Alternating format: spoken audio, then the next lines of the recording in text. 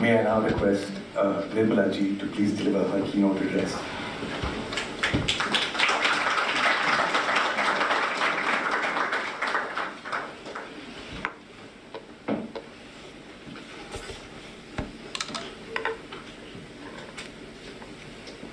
Good evening, and I thank the publisher and also the authors for thinking it's fit to have me here, because the scholarship about which I hesitatingly start talking about makes me feel that it is upfront a confession.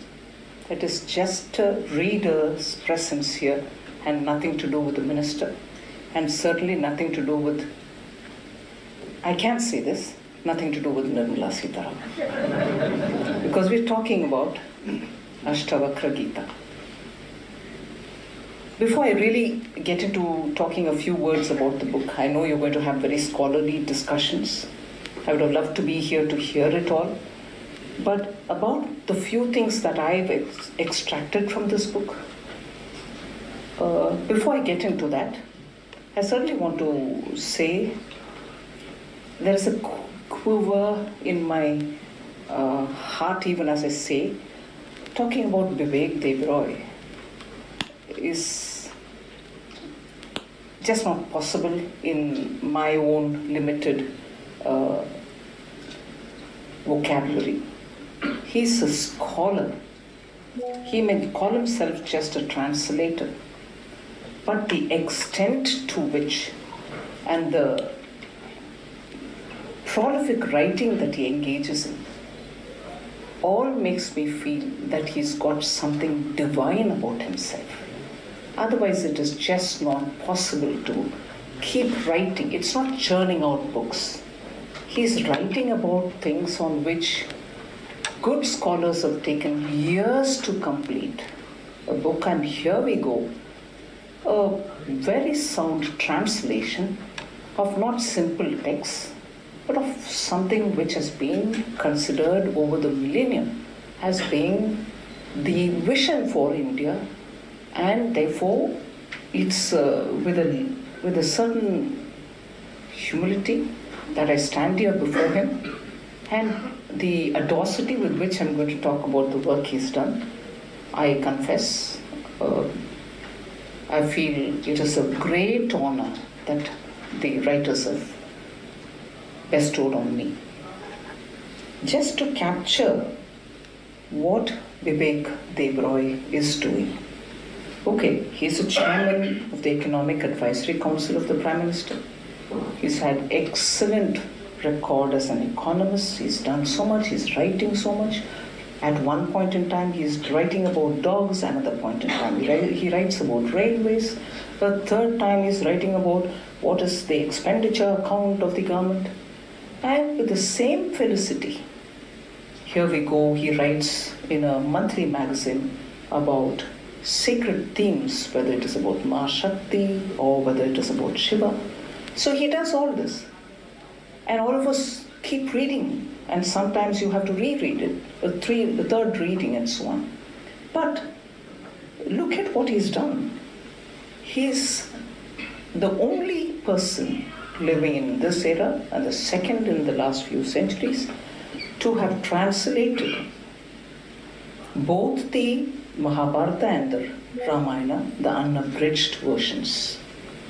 I'm sure all of you know it, but I take it upon myself as my duty to lay it before you, the expanse that we're talking about of the work that Bibek Debroy has done.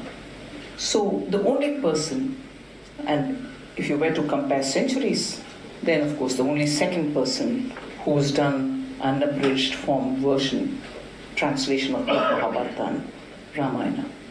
Then he's translated Puranas, the Bhagavata Purana, Markandeya Purana, Brahma Purana, Vishnu Purana, Shiva Purana, and Brahmanda Purana. And I'm sure more is coming. We'll have to just keep adding to the list. He's also translated Harivamsa and all the Vedas. So it is a remarkable fortune for me to stand here and talk about the work he's done. And this current one, together with Hindol, who himself has published more than 12 publications. I mean, for me, a 1,000-word article might take a couple of hours. And here are prolific writers and writing on topics which are quite dense, quite intense to read. So Hindol himself has done excellent work in publishing his works. He teaches and he is also a member of the Observer Research Foundation. So without going further into their, biodata, they brought us a small volume of what an excellent work. I'm able to talk about it with some confidence because from childhood at home, little portions of Ashtavakra Gita is taught in our homes.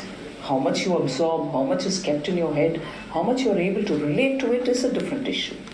So I compared myself with that well-worn out book at home, which is used by my grandfather, used by my parents, my mama and mommy, and which I occasionally look to read. But what Bibek has done is to make it absolutely simpler for us to use. Savya, would you give it? So in current English, so you have the 20 chapters being translated and in simple English for us to follow, and then a contemplative reading of the Ashtavakra Gita by Hindol. And it relates to the current period because both of them have done this during COVID and not necessarily confined to the experiences of the COVID period, before it and after it, but essentially during it. So, again, something which all of us know, 200 Gitas are there. Ashtavakra Gita is one among them. We tend to think that Gita is only Bhagavad Gita, but there are so many.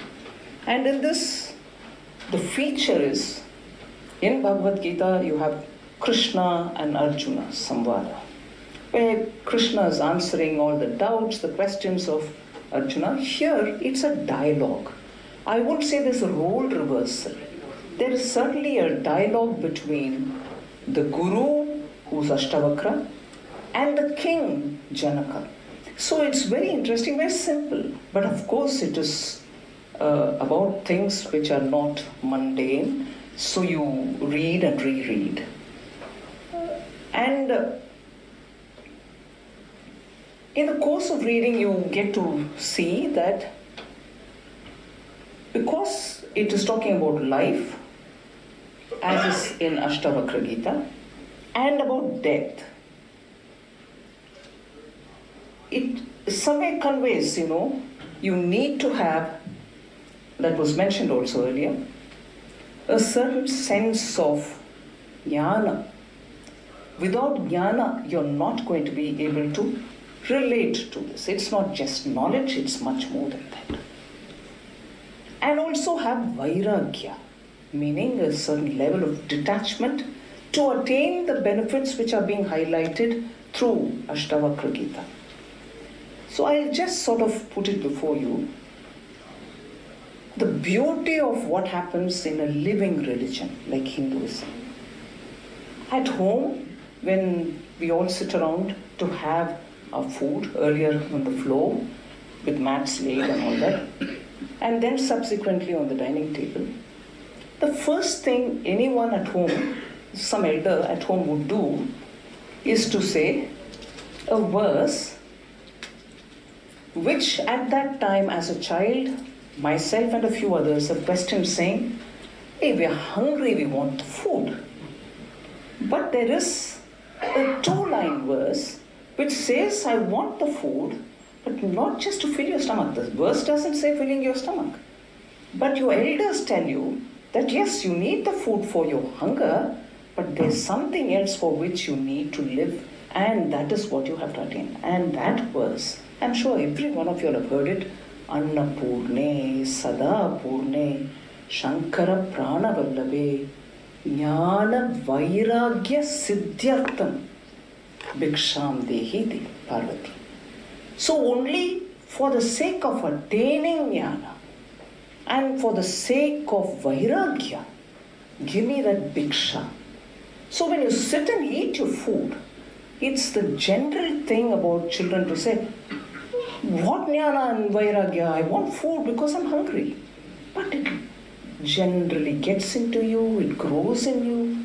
So it's not just the food for your hunger, the food which has to give you, gradually as you're growing, a certain sense of, rising above all the, the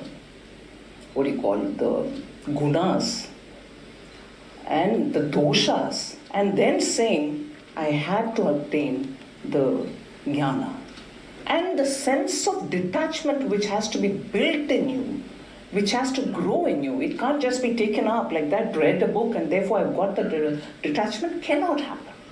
So jnana vairagya siddhyartham, bhikshandehi, that is fine. But later comes, even in this book, a reference to what actually is the discussion about death.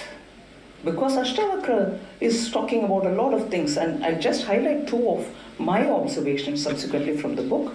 But talking of death has never been a negative thing. A young Markandeya, a young Nachiketa could all speak about it and ask questions about what's death and to who. No less a person than Yama himself. So that is also referred here, which is very interesting because the observation and the answers which Nachiketas receives. If earlier you're talking about how to attain vairagya, how to attain jnana, through Nachiketas, which is referred to here, but really that's not part of the Ashtavakra, the fear of death or what happens after death, Yama answers for Nachiketas. And what does he say? If you need to know the truth about what happens after death, and this is Yama saying to Nachiketas, it is to know that there is no death at all. Because if you're a consciousness, the pure consciousness in you, that will, your body decays, anything else goes away, but that consciousness lives. So he says there's no death. And to continuously debate within yourself to understand this, and as you mix up this life-related discussion to what the death-related message is, you really have a fantastic realm where there's no negativity, there's no fear, and there is clearly something which is well within your hands to do. And so, without taking much time more to talk about it, scholars are here, I just highlight that set of 3 verses which really tells me that message which I have to mull over every day, and by mulling over, I'm sure it'll become a part of me to know that I don't need to see the outcomes of everything I do to feel sorry or feel elated. So the message, I just saw a commonality where Janaka speaks. He constantly says, I reside in that state which is yata sukham, that which is comfortable to me. What is to me being comfortable? Not sitting in a sofa. When I have literally sort of renounced attachment and I accept, so then I live comfortably. Similarly, he says, yata sukham, when I reside in purushartha, the duty that I have to perform, and the body can lead to distress, or my tongue can cause exhaustion because you're talking, you're claiming, you're doing things. No, but when these two are out, and I'm just doing my Purushartha, I reside in comfort. Yata Sukham. This is all Janaka is saying. He also says, and this is very profound, and I think if each one of us mull over it, really, you everyday, sorry to say, nonsense which goes around doesn't make much of a sense to me. And I'm sure we can repeatedly go back every time. One of the verses in chapter 13:3 says, in truth, nothing is ever done.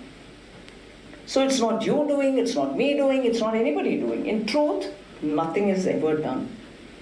Thinking about this, Janaka says, thinking about this, I do whatever tasks present itself. The task present themselves before me, and I just do that.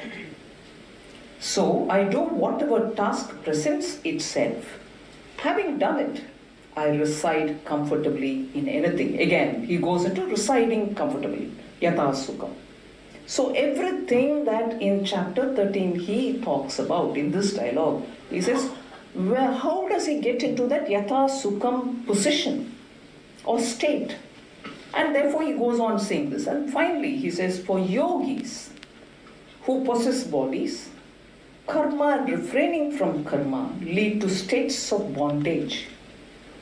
If you're a yogi, that is, bereft of association and disassociation, I reside comfortably in anything. Again, reside comfortably. If you have to reside comfortably, detachment, let go. These are the ways in which Janaka literally gives you the key to live Yata Sukham. Position yourself Yata Sukham. He tells you that. Interestingly, in chapter 15, Ashtavakra, when he gives his response, he participates in the ongoing dialogue, uses Sukham Chara as a refrain in every verse. Roam around happily, he says. How do you roam around happily? There are several verses, but one which really sort of lingers in me. And since I received this book, I've had about 4 readings. Not from page to page, well, first page to the last page, but I've gone backwards for this one verse. I humbly submit, each one of us should mull over this particular verse's translation, a simple, crystal clear translation, 15:4. You're not the body. You're not the body, Ashtavakra says. The body is not yours. You're not the enjoyer or the doer. Your form is that of pure consciousness. Your form is that of pure consciousness. You're the constant witness. Imagine this line. You're the constant witness. Indifferent. You're a witness, but you're not involved in it. Roam around happily. Just cannot get this out of my head. Maybe not verbatim, but it lingers so much. And I seek your indulgence. I want to repeat this verse. You're not the body. The body is not yours. You're not the enjoyer or the doer. Your form is that of a pure consciousness. You are the constant witness, indifferent. Roam around happily. The one last verse, again from chapter 15. And this 15:18. In the ocean that is the world, in the ocean that is the world, there was, there is, and will be only one. You do not possess bondage or emancipation. You do not have anything to do or anything not to do. Roam happily.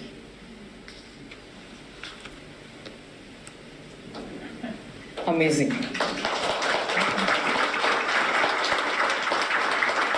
Just one word of appreciation to the publisher. I understand they're a startup coming to the mundane. The policies of the government have helped for a startup to be able to, come to publish such wealth of India. I'm indeed grateful to the publisher. Thank you.